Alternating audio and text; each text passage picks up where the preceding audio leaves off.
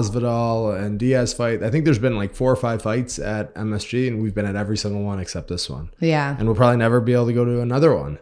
Yeah, I don't know. But it's still it's a fun that it's there. Yeah, Everyone's I like that it's dressed up. there. It's packed. Yeah, it's cool. There's always like the most celebrities like go to that one, which It's is like a cool. real event. Yeah. Yeah, everyone's like dressed up nice, and it feels like a spectacle. For sure. But it's definitely cool. But so really we are going to mostly talk about the main card, but there's a couple fights on the prelims that I think are worth talking about.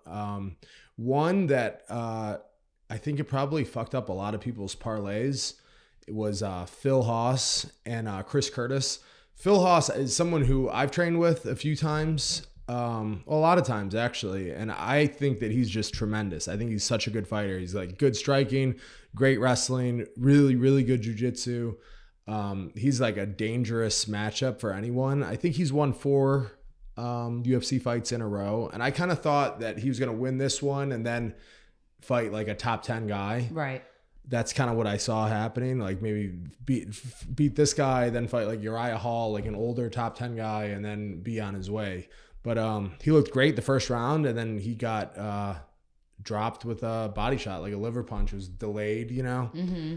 It was where like he like toughed it out, kind of like, like you and Andrade sort of. And then like a second later dropped. It's the worst feeling because like when you get hit with it, it doesn't hurt right away, but and you take because it's delayed, you're almost like, wait, it hits you, and sometimes it doesn't even hit you hard, but you just know right away. It just touches that right spot. It touches the right spot, and you just know it's a different type of feeling than like when someone throws a body kick and it hurts, or like a hard punch and it hurts your ribs. That's a different feeling than when you get dropped, the wind knocked out of you. It's like sometimes it just grazes by and like in the front.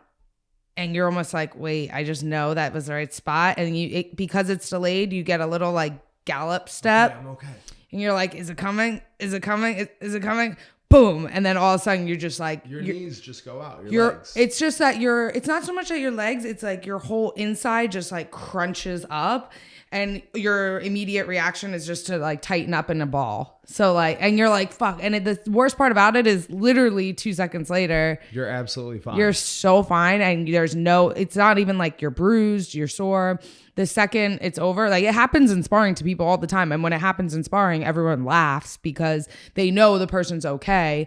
If it happens in a round in sparring, you wait like 1 minute. You don't even sit a whole round off. You just wait. And then as soon as it's done, you're like, all right, let's go. Yeah. So, I mean, that was a shitty way for him to lose. I'm like, I'm a fan of his. I really like him. And like, even like my brother did like a 7-fight parlay, and he won 6, but I was like, I told him, it was like, Phil Haas is a lock. Throw him in a parlay. So hard to bet. And he lost it. I think he said he went 10 for 11 in his picks, and the only one was Phil Haas. But so that sucks for him. Hopefully he bounces back. Your brother? Well, both. No. But hopefully Phil does bounce back because I think he's a really, really good fighter. Yeah.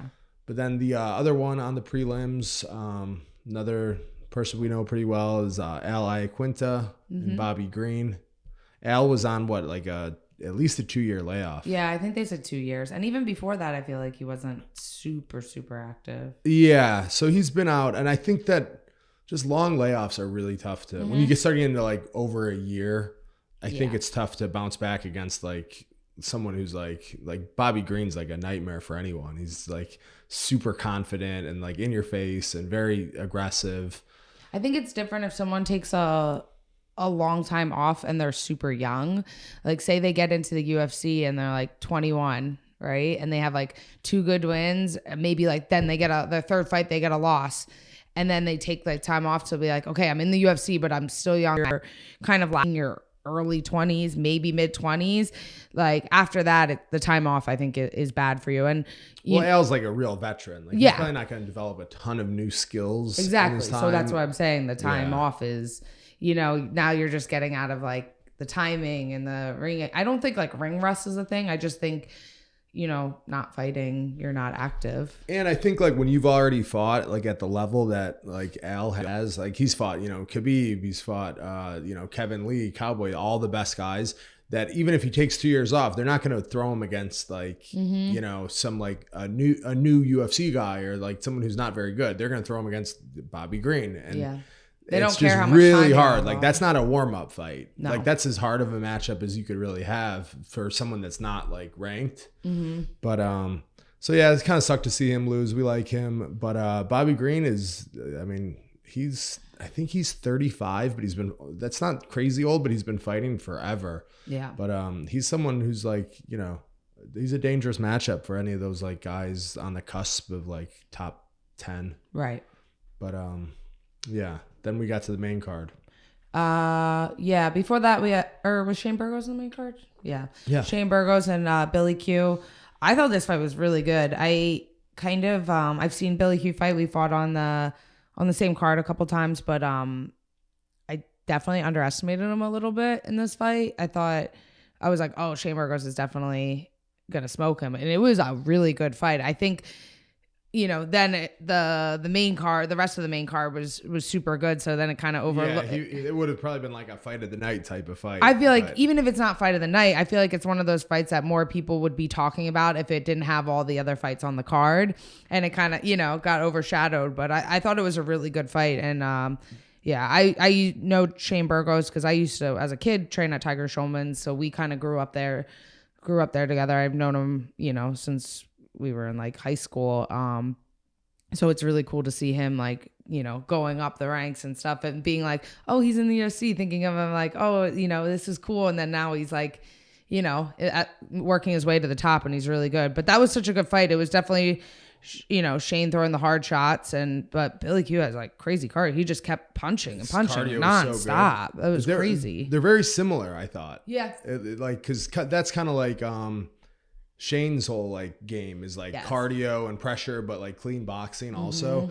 One thing that Billy, I didn't realize he was this good at his jab. He used his jab like amazing, and he was like snapping his head back so many times. He's got a really, really fast straight jab.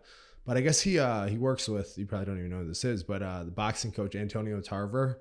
I've definitely heard that name. He was like an amazing boxer. Was he in his corner? Yeah, he was in his corner. Because they were talking about it, and I'm like, I know that name, but not from MMA. Like he used to be like my favorite boxer. He finished Roy Jones. Okay.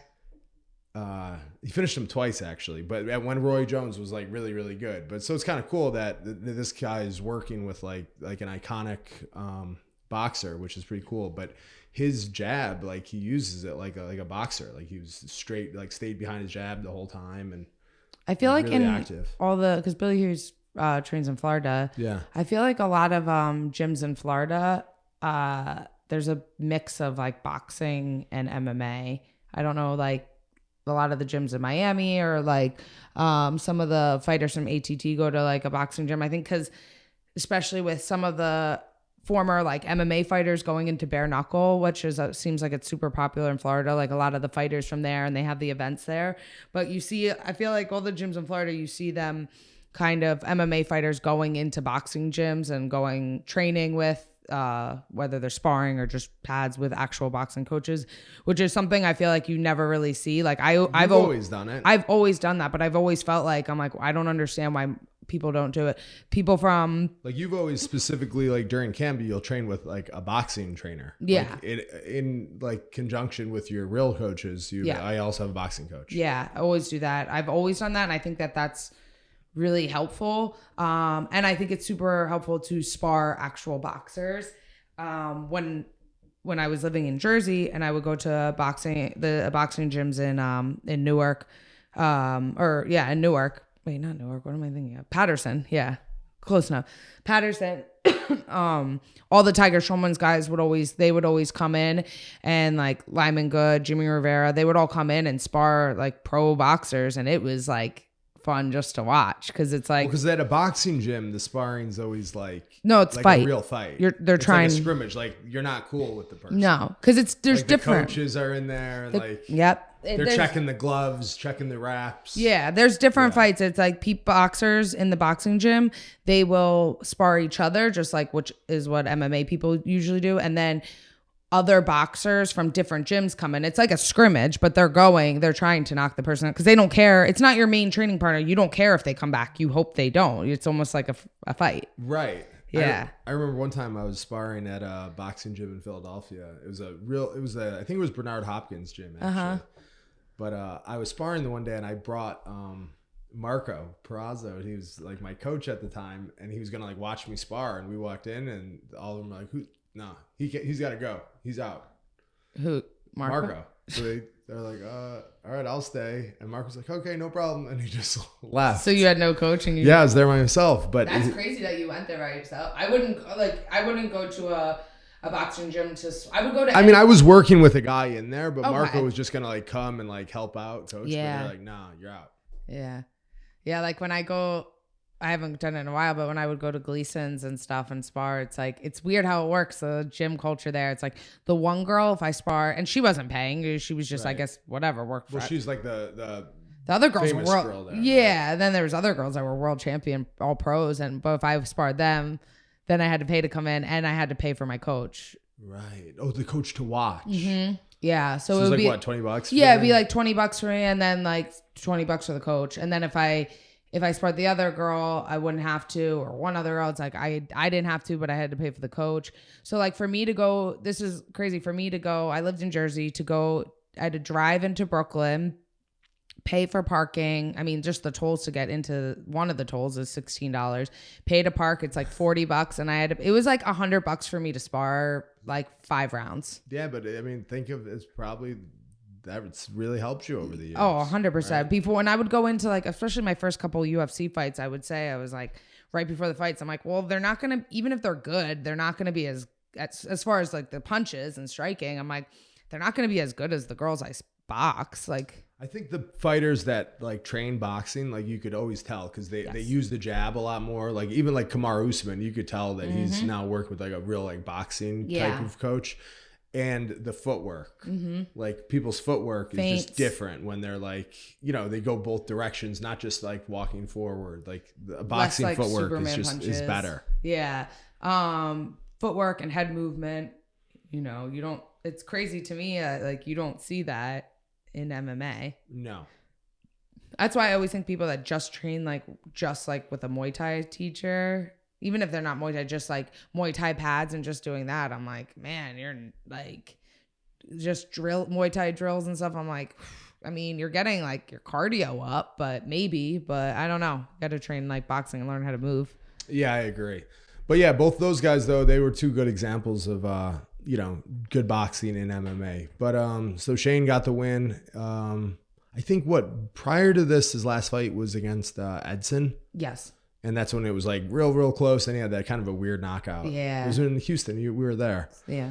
But hopefully, I mean, I could see him fighting someone like really good. Another like top 10 guy. And he's super a big win. Entertaining. Everyone likes watching him fight. So. But and this was like type of loss, like too, like Billy, like I can't see that like setting him far back. No, I thought he looked amazing. I think his stock went up. Yeah, I agree. With the loss. Yeah. Yeah. Then Frankie and Cheeto Vera. Yeah. What'd you think? Yeah, it's definitely, I'd like still get upset like thinking about it. Obviously, train with Frankie is probably like, people always ask like, oh, do you have any fighters? Who was your role model? And it's kind of hard because for me, when I was younger, I didn't watch UFC. Right. I guess it just started, but I didn't really have anyone to like look up to. I just did it because I liked martial arts and it kept evolving. But as I started like really competing in MMA right away before, as an amateur, I started training, with Mark Henry, and I would see Frankie and I would just like watch him. Everyone knew who he was, and he was really good. And then, so I would just be in the room when I wouldn't get like attention. I would just watch anything he did. And I would just be like, oh, after class, he shadow boxes. It works for him. And he's like one of the best in the world. So let me do that. Right. And just try to follow everything he did. I mean, he was like never late for training. He's always the first person there, does a hard warm up. He does the same thing like now that he did, when I was like, this was probably. Oh, I still have a big contract, so I'll just show up and fight. He trains the same like he did. No, like this Tuesday, he might not be at the gym, but next Tuesday for sparring, even if he doesn't spar, he's at the gym. Right. Yeah. So I've always kind of like tried to mimic him and just see how he's just like so cool. Like if you were in the gym, you wouldn't know, and you didn't know him, you wouldn't, he'd be training for like a title fight, and then like when someone else is sparring, he would help them out, give them pointers, and it was just a cool person. So yeah, seeing him, lose in this fight definitely sucks. And it sucks because it was, it was super competitive. I think it was probably 1-1 going into the third, and it was like the last minute and a half that he got caught with the kick. It was interesting because the commentators kept saying that, like, oh, Chito Vera's got to be careful. He keeps kicking in the middle, and that's when Frankie's taking him down. And then his corner kept saying, keep kicking in the middle, and then it like worked. And it was almost like, I don't know, I kind of, now that it's over and you look at it, it was almost like when he didn't care about getting taken down in the beginning, because he was kind of like, oh, something's gonna land or something, because he kept doing it and it was getting taken down and he didn't stop, even when the commentators were like, you shouldn't do that. And also I saw, looking back at it, I saw when UFC posted the clip of him warming up in the locker room, his coach had one of those, like the big kicking shields, right. And he kept doing like front kicks. And it was just kind of interesting because that's not, you do that in the gym, but that's bringing that pad for like warm up. I've never seen anyone really with that. And he was doing like all front kicks on that pad. So it must be something that he does a lot.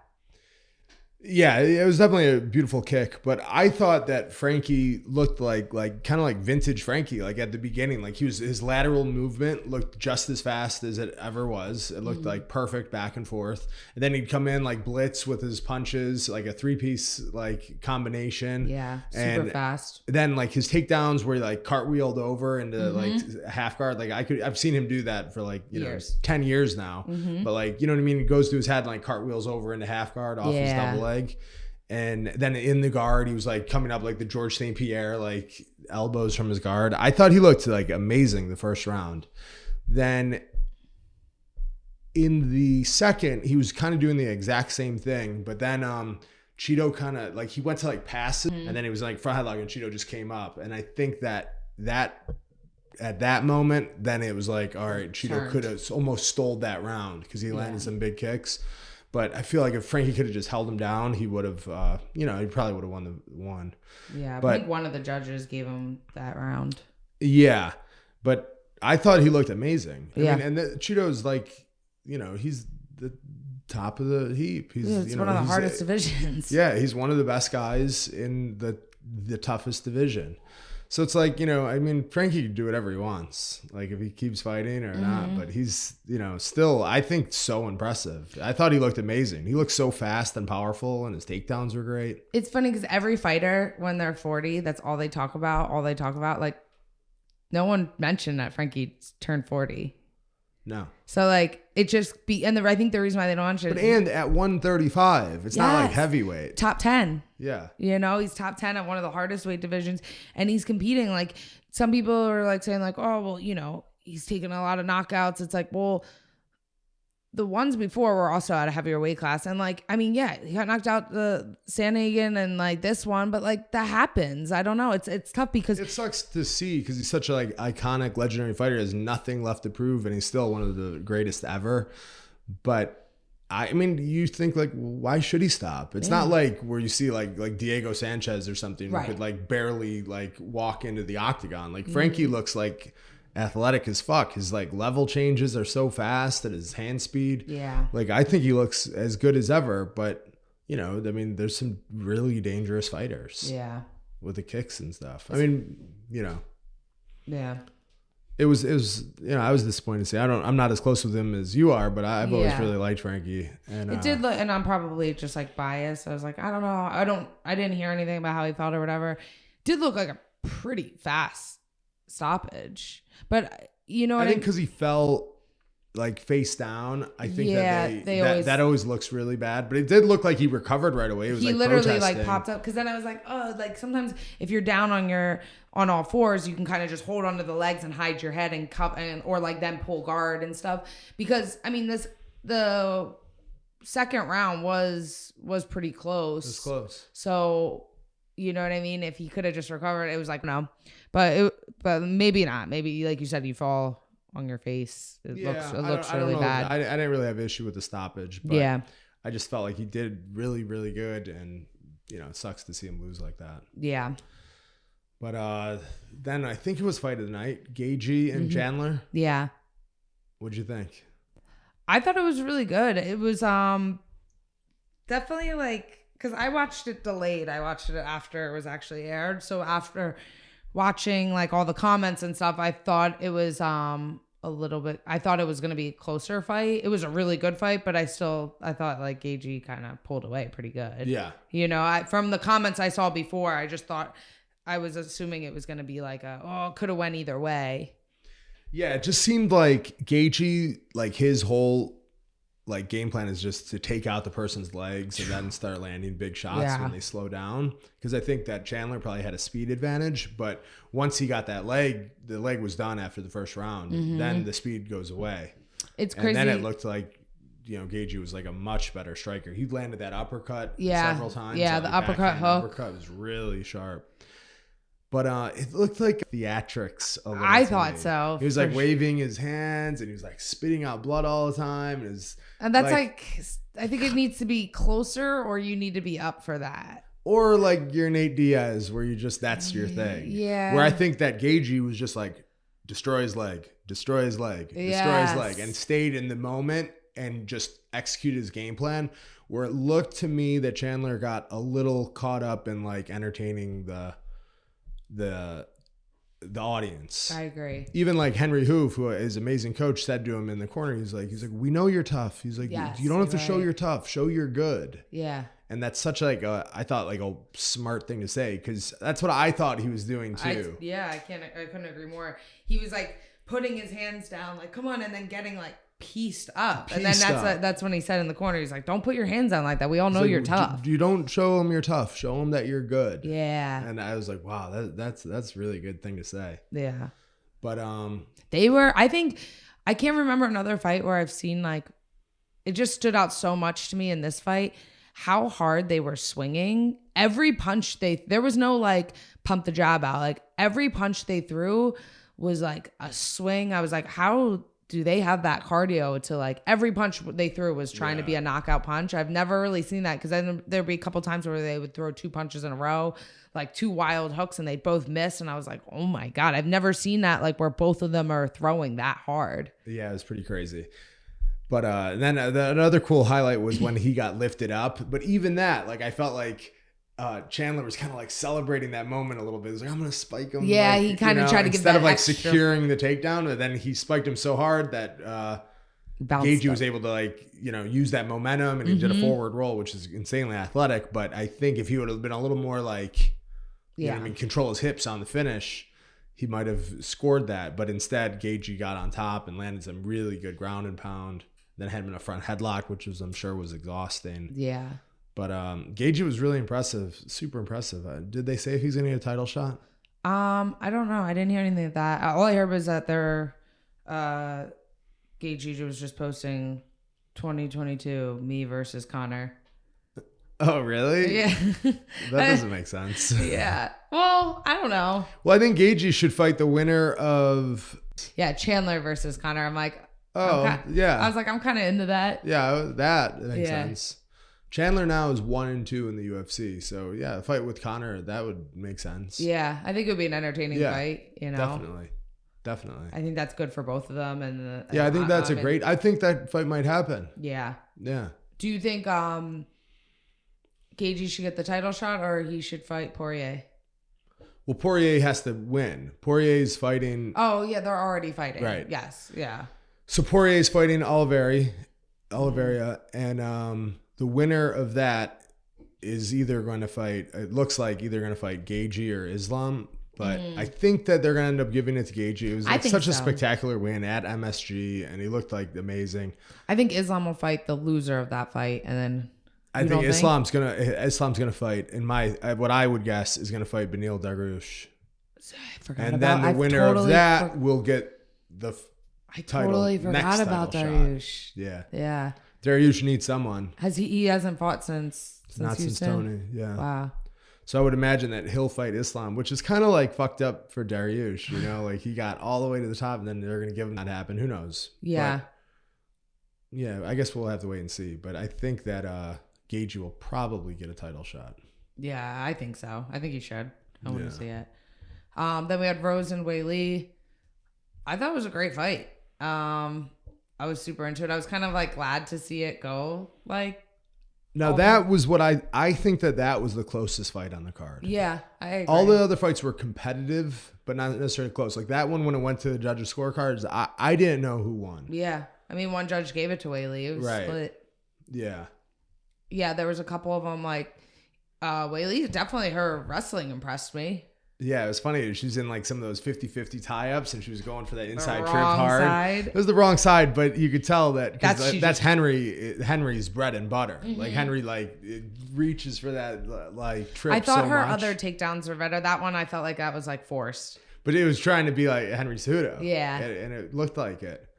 But even in the guard, though, like Rose was, when she got taken down, she was doing damage. Like she had a couple of really nice up kicks. Yeah. And she's just so savvy. Yeah. She's got like really slick jujitsu. And I feel like her jujitsu kind of just like it's like supernatural. Like just the way she moves. She's always moving in the right spots. But when she got the takedown in the fifth, she did that like double leg to the outside trip, like an overhand, and then threw like a heel trip into a double leg. But then she immediately got to mount. She like reached across the back, got the Dagestani handcuff. Oh yeah, yeah. And was when like she did doing that too, real against the like cage. ground and pound. Like that was like a impressive like display of grappling. Where the other one was more like you're on top, but you're not necessarily like dominating the position. In like a lot of the fights, that one especially, that one, and I think in Frankie's fight, I felt like everyone was really going crazy with like up kicks. A lot of up kicks. Like it kind of like, you know, Frankie definitely got hit with a couple when he was coming in, and I thought like Rose kind of got hit with some. Yeah. Like everyone kind of like where they're like, wait, you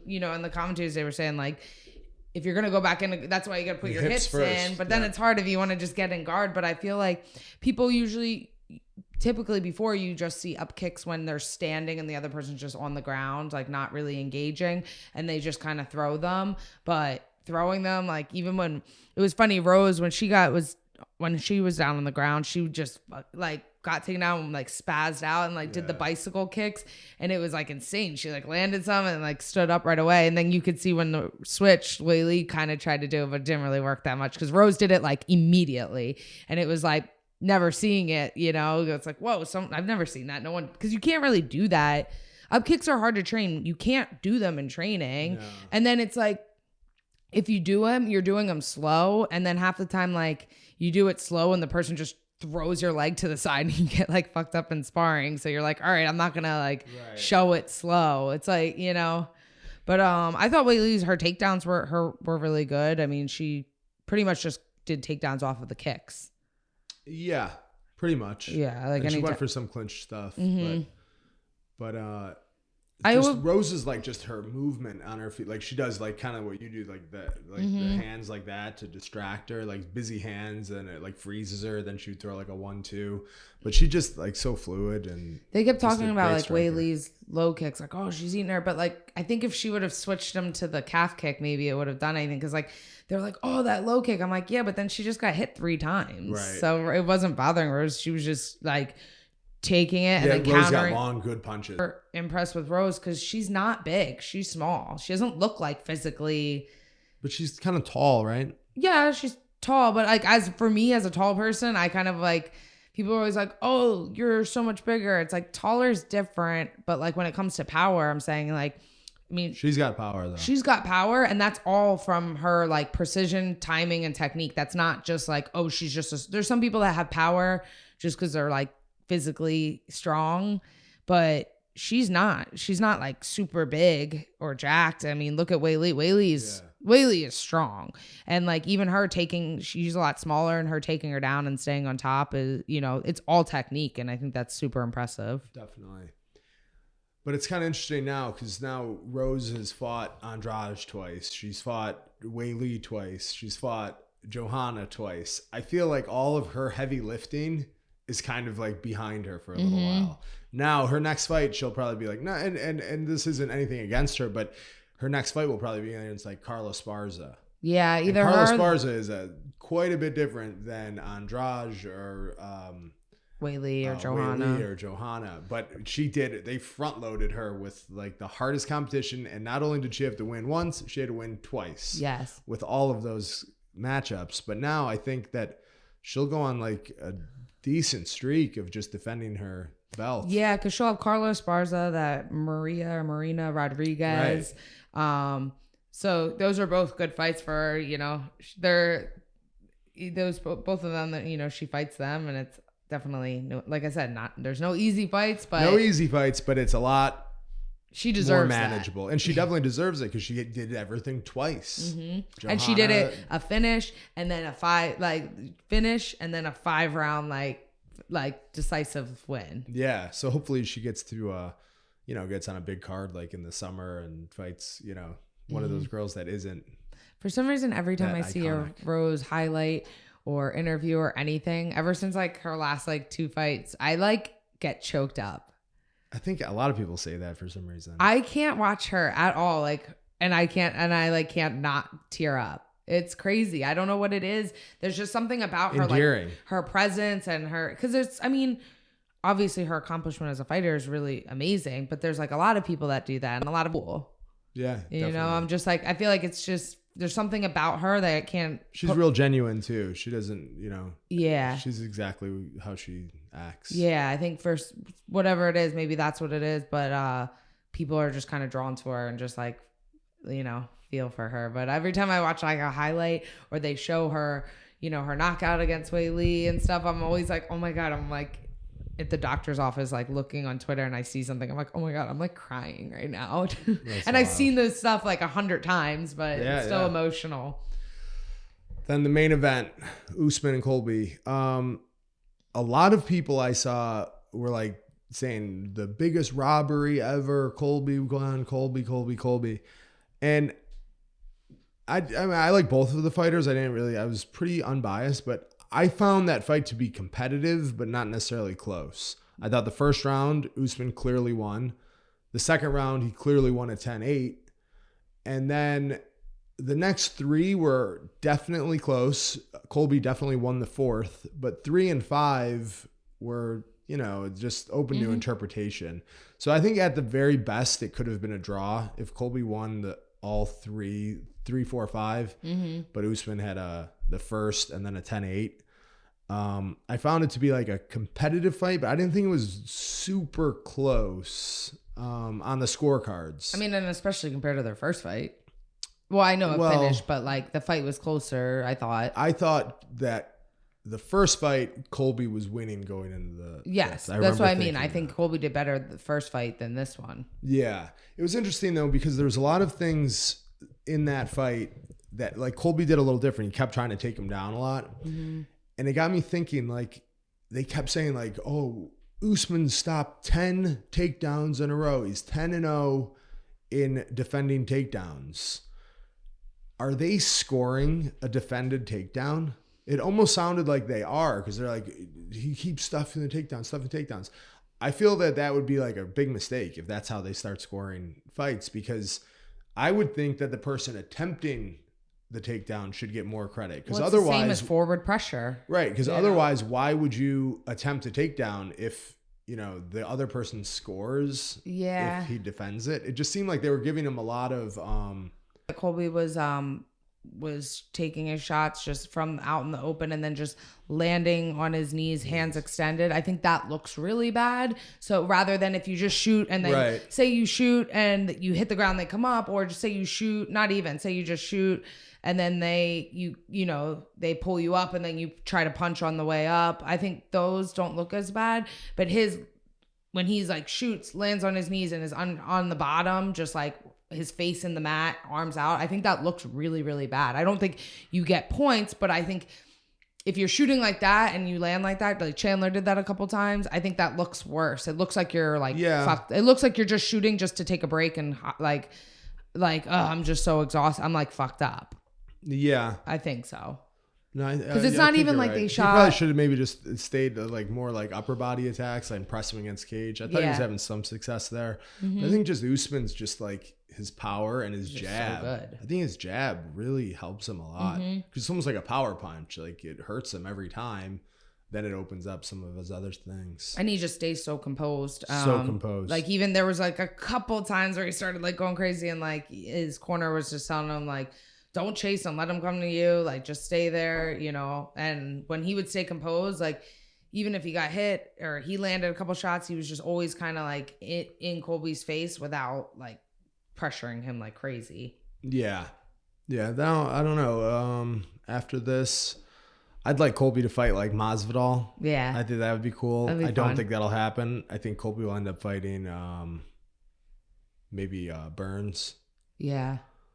And then Usman, I think the same thing, kind of like Rose. His next fight's going to be definitely a lot easier. Yeah. I think that there's a big drop off after Colby. Mm-hmm.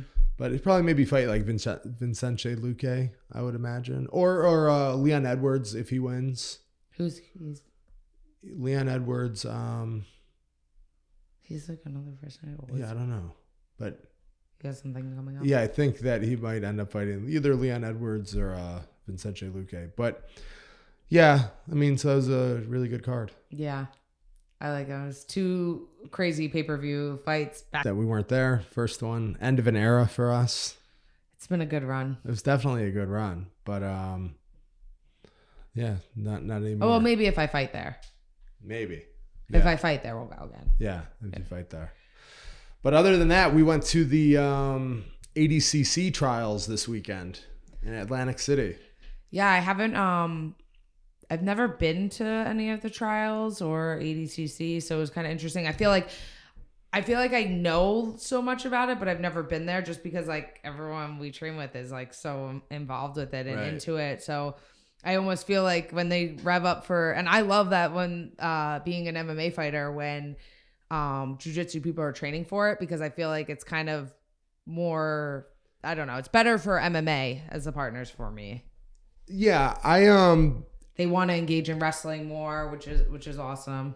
I've never been to it, and I was excited to go, but I think I was thinking of the ADCC championships, not the trials, because I was thinking, oh, it's going to be like people like Gordon and Craig Jones and people like that. But this is like opens. There's like, So many 800 people. people, and there's like, like 60-year-old fat guys wearing wrestling shoes and singlets competing. Yeah. So there's some very, very elite guys, and then there's some like very, very silly guys. Mm-hmm. And first day, some of those matchups were just kind of ridiculous. Some were entertaining though. Definitely entertaining, but like, the people big suplex guys. Yeah, people were going. I liked anytime someone would like slam, like get stuck in a triangle. There's like a couple of big just slam as hard as they can, and like everyone was like, yeah.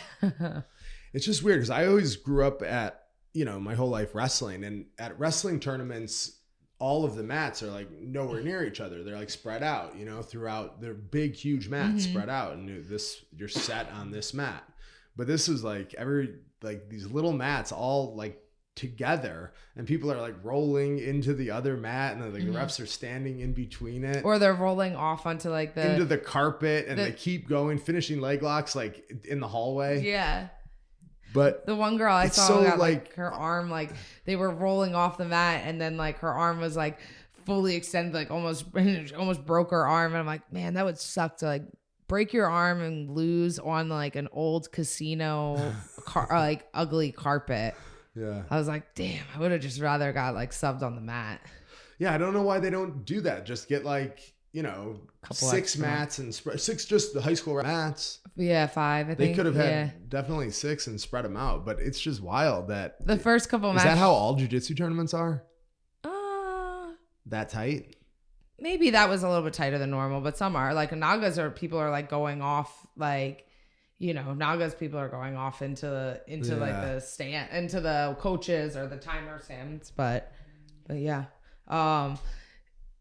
Yeah, the first couple matches were girls, and they were flying like off the mats, and then I was like, oh my god, these are like, 120-pound girls. What's gonna happen when the heavyweight guys come in? And it was just like, it's almost hard because you stop and then try to reset, but it's never the same when you reset.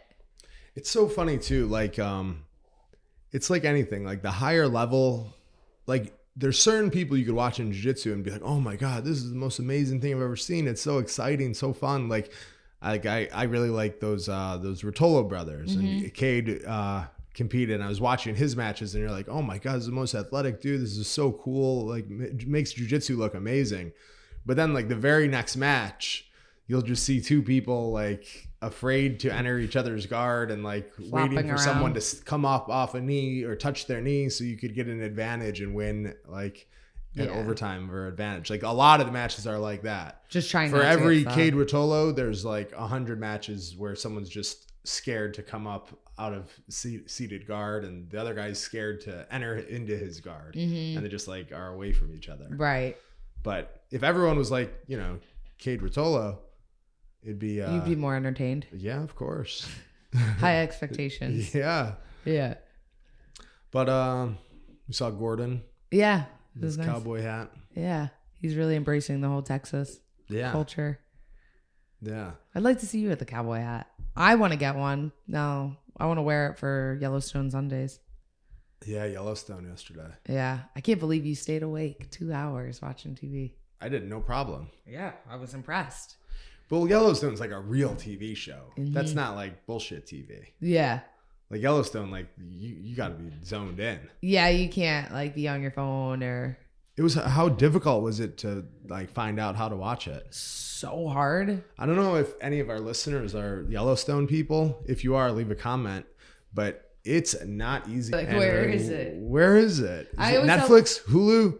No, you know, it's like Paramount. You need like all Peacock types of apps. And I always tell people, I'm like, I don't know what it is, but if you have to pay like, it's worth it. If you have to pay $10, it's worth it. It's the best show like ever, Yeah. I think. But it's not easy to find. I fought it in the beginning because I was like, I don't like cowboys. I'm not into that. So good. And I didn't know that I love cowboys. Yeah, me too. Obsessed. Me too. Yeah. Definitely. So I need to get that. But we have like, it's fun when we get into shows because I think that you are not really a show person. No. So because sometimes like I'm always so tired and exhausted from like, you know, the day that like I'll always come home and be like, if you want to watch it, like, can we just watch something that I don't have to watch? Like Stupid I'm too TV. lazy to watch like a real show. right. Like, can you just turn on like, you know, like Guys Grocery Games? Yeah.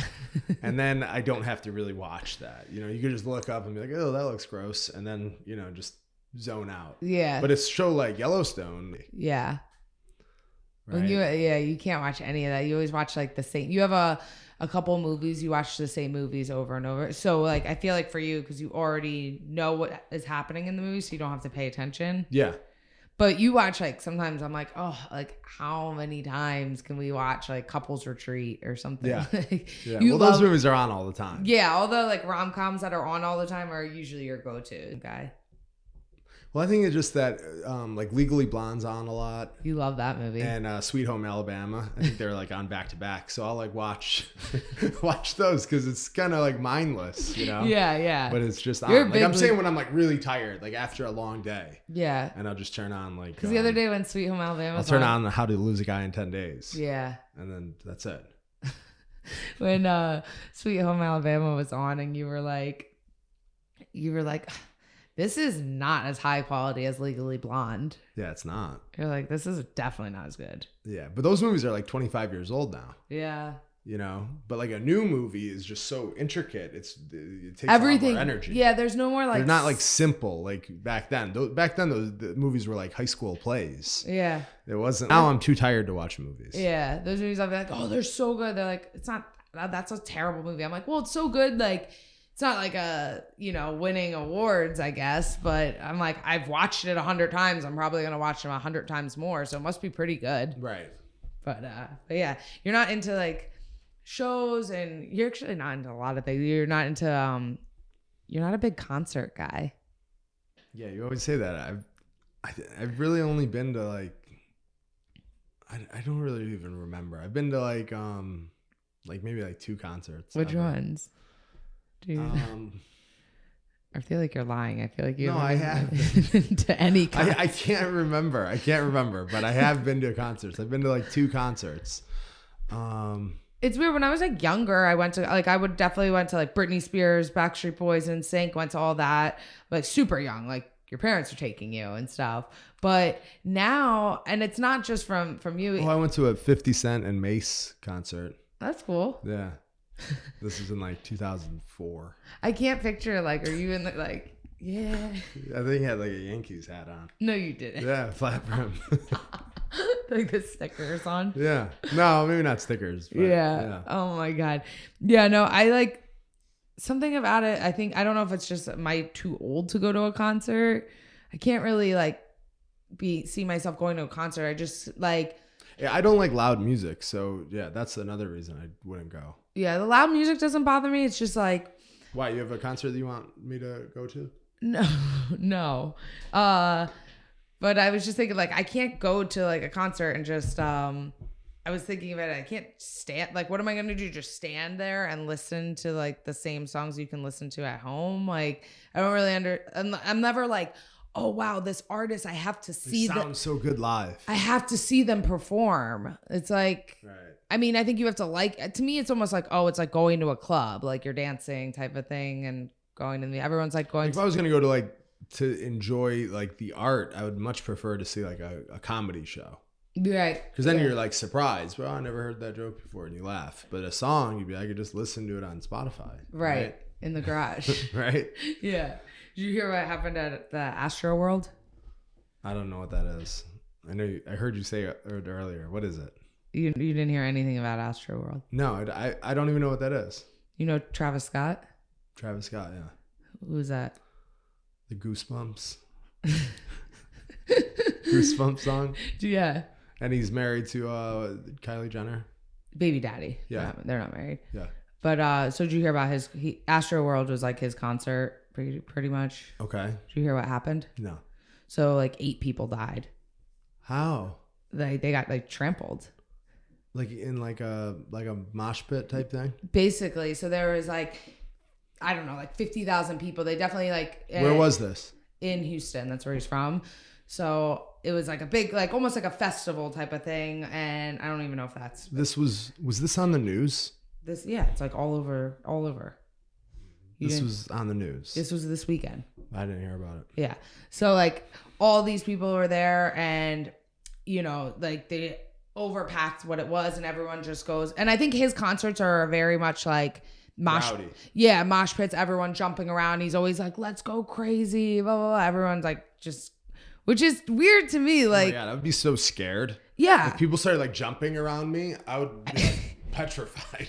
So now imagine 50,000. No. There's no like, it's like an open area. It's not like, I think there's sections like, but then everyone just goes through security. He's had at concerts before where he's like said like, just run through security. So he's definitely like has a reputation. Yeah. And he's like wild. Like he goes crazy. I've seen him like perform sometimes. So literally 8 people died? Yeah. And so what happens?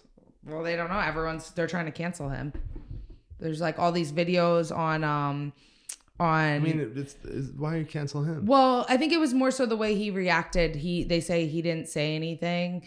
Like you see the ambulance, and then Kylie had on her story like, yay, and it was like like showing the crowd, and then there's like ambulance there, and Well, she didn't know. Yeah, I'm sure she wasn't like, oh, people are dying, let me put it on my story. Right. But people are canceling it because like people were screaming like, stop the show.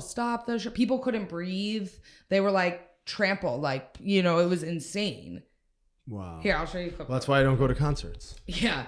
But it was funny because we talked about before how much you hate concerts, and I was like, oh my God, could you imagine if you went to this concert? To a Travis Scott concert? No, I can't imagine. Hold on. Look at some of these. So he was up here. This is him? Yeah, so people are getting like trampled and he stays upstage like on top of everyone doing the robot. Well, yeah, but he doesn't know people are like getting trampled. Right? Yeah, but you can hear like people were jumping on stage like look. People are dying. Wow. Yeah, that doesn't look fun to me. So he goes, but then he goes like everyone's showing like, oh, and Linkin Park and all these other performers at concerts where they stop the show and they're like, oh, that person, like Post Malone was like in the middle of a song and stopped. I love Post Malone. Yeah, I knew this. I was like, oh, this is why Kyle loves him. You have that's like probably your celebrity crush. Yeah, he's great. Yeah. But he was like, maybe I'd go to a Post Malone concert. Yeah, maybe you would. But he like points and he's like, this girl needs help, get the paramedic, blah, blah, blah. They show like all this is like kind of common, like especially for his type of concerts where it's like, it's kind of, I'm not saying it's his fault, but people expect, they were like yelling like, stop the show. And he's like, what's going on? They showed two random people, like I guess that work backstage, came up to him and we're talking to him and he's like, no, fuck this, show's still going. But like, I'm sure he's so hype in his performances that he was probably out of it and didn't know, but people were screaming, like you could just see it. There was like paramedic, like so 8 people died. I mean, I definitely don't blame him. I don't blame him, and then I think it was the way he reacted wasn't very good. And then there's just clips of everyone screaming, stop the show. And then people were like, someone's here. They're dying. This person needs help. And he would like stop and like kind of like listen and keep going. He probably just didn't really know what was going on. That's gotta be like a shitty way to die too. You get trampled. Yeah. Definitely not cool. Crazy. And I think people were having like panic attacks. And then, so then he came out with like today with like an apology like thing, but it was like he never even said I'm sorry. It was pretty bad. He like looked like he just woke up from a nap. He's like, yo, it's crazy. That is crazy. And then I saw a video. This one person's like, it was so crazy. This poor child. This guy the kid had to have been 4 years old on their like shoulders at the concert. Like, yes. She died. No, didn't die. Well, I don't think so. But why would you have a 4-year-old at a concert there? And usually, like when you go to like, you know, you see sometimes like fighters have their babies at a fight, which you have a seat and people are sit. Yeah, they have 4 the is too headphones young. on. 4 years old at a place where 8 people to die at a concert is insane. Too young. Would you want to go into a mosh pit ever? No, I'm scared of everything. But you would do good. You could like kind of like mess people up in there. No, I don't want to. Okay. What questions did we have? Okay. So first one, this was for the DC's comment on during the Colby and Usman fight, where there was kind of discrepancy where he was saying Colby got behind, did kind of a mat return, not full return, kind of like dragged him down and then brought him back up. And he's like, oh, see there, he went for the takedown. And they were like, well, that wasn't a takedown. Yeah, I guess the statisticians didn't score it as a takedown. And I've heard DC shed light on both of these issues with takedowns. Like that's a takedown. If you get behind someone, bring them down, throw them down. And even if they get out right away, you didn't get any. They're confusing like riding time and takedowns. Mm-hmm. The takedown is the act of taking them down. Yes. Getting them to touch their knees on the ground. That's takedown. If you hold them down, that's a different category. That's control time, ride time, ground control, top position, whatever you want to call it. But that's a different category. So they don't score it unless you like hold them down. But takedown is the act of taking someone down. The other thing that DC has had issues with that I think is really silly too, they'll say like Khabib in one of his fights, they said he got like 25 takedowns. But that was the guy just kept standing up and then he was behind him, threw him down, mat return. Then he come up, threw him down, mat return. Mm-hmm. In one of Gregor's fights, it was like that. I think like Yancy Medeiros kept coming up and Gregor kept throwing him down. They're like, Gregor had 9 takedowns that round. But in order to get a takedown, there needs to be a takedown can only occur from neutral.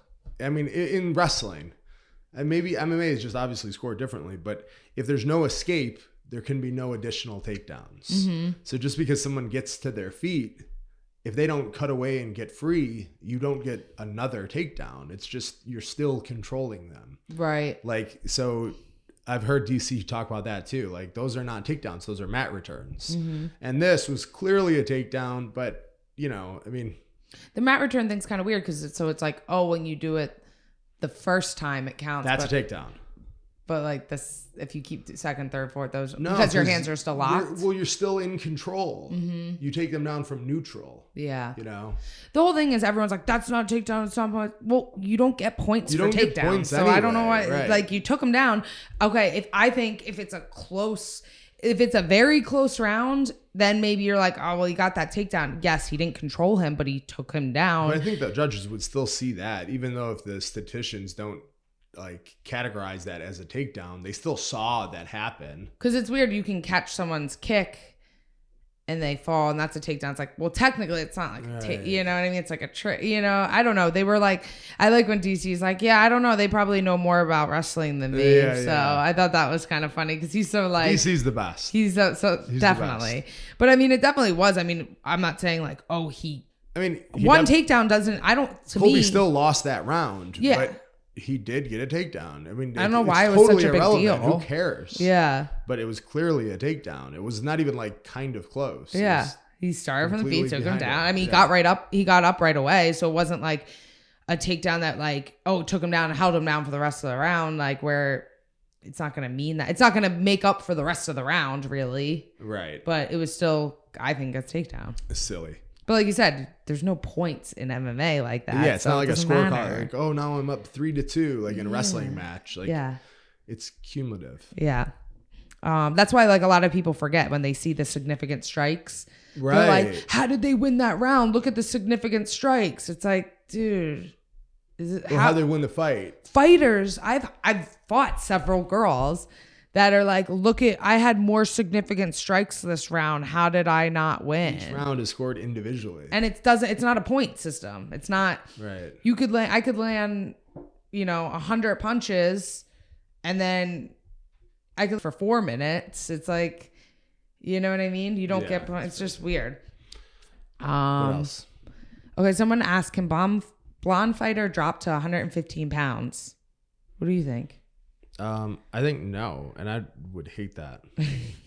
Yeah, you don't like watching like weight cuts and stuff. Well, no, I mean not you. Anyone else I don't mind, but like I would hate it if you went like that would like really like affect our life. Oh my god, yeah. Like so, basically, I don't think you could do it anyway. I mean, you cut like the most weight to make 125.